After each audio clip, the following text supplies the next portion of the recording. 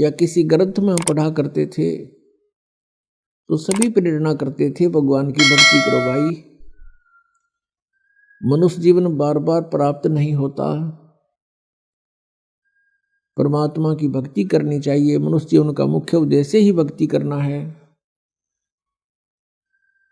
लेकिन हमें ये नहीं पता था कि कौन से राम की भक्ति करें,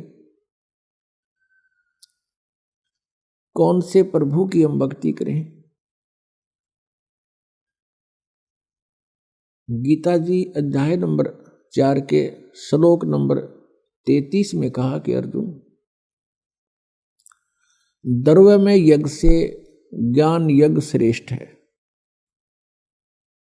द्रव्य में यज्ञ होती है जो धन से, जैसे कोई भंडारा करवा देते हैं, कितने और श्राद्ध कर देते हैं, या कहीं धर्मशाला बनवा देते हैं, या कहीं मंदिर बनवा देते हैं, और कहीं अनाथालय खुलवा देते हैं, कोई कुआं या प्याऊ बनवा देते हैं।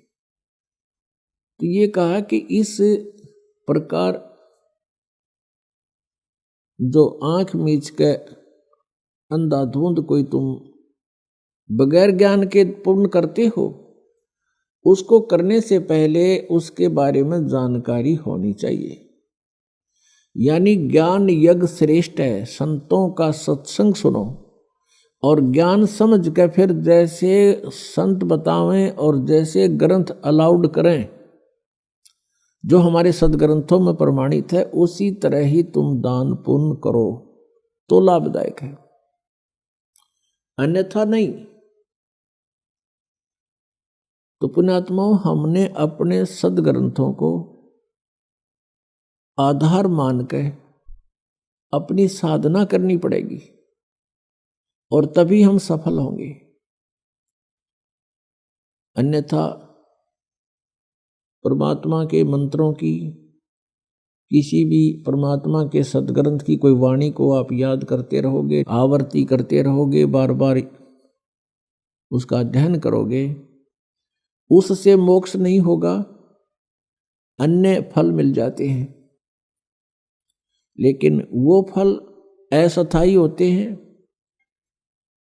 और मोक्षदायक नहीं होते, उससे मनुष्य जन्म का उद्देश्य पूर्ण नहीं होता। तो सबसे पहले हमने ज्ञान सुनना चाहिए कि कौन से परमात्मा की भक्ति करें। जैसे गीता ज्ञानदाता कहता है कि तू सर्वभाव से उस तत्ब्रह्म की शरण में जा। तत्ब्रह्म यानी उस परमात्मा की शरण में जा, उस परमेश्वर की शरण में जा। गीता ज्ञानदाता अध्याय नंबर 7 के श्लोक नंबर 29 में कहता है कि मैं जो ज्ञान दे रहा हूं कि तत्वदर्शी संत की खोज करो और तत्वदर्शी संत के बताए मार्ग अनुसार तुम साधना करो।